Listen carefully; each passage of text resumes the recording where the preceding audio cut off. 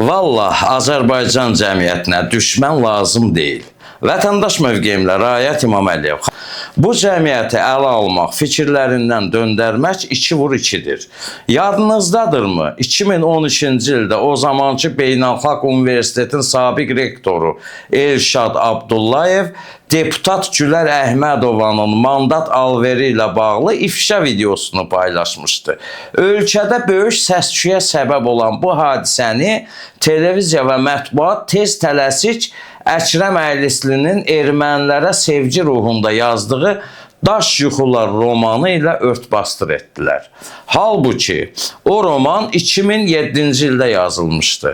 Düz 5 il sonra Gülər Əhmədovanın sığortasına çevrildi.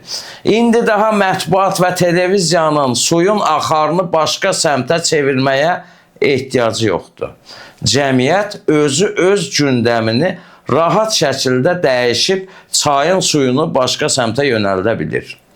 Deputat Günay Ağamalı dedi ki, uşaq pulu verilməsin.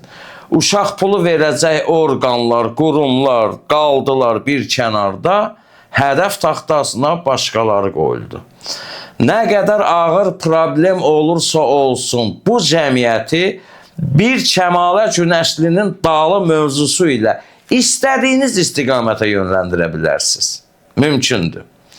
Qadınların pensiya yaşı 65-ə qaldırıldı. Cəmiyyət bu məsələyə sustu. Heç kəs səsini çıxartmadı. Amma Arzum 99 TikTokerin avtoqəza cinayətini gündəmə aldı. Hamı oldu hüquqşünas, hamı oldu hüquq müdafiəçisi, hamı oldu ağıllı.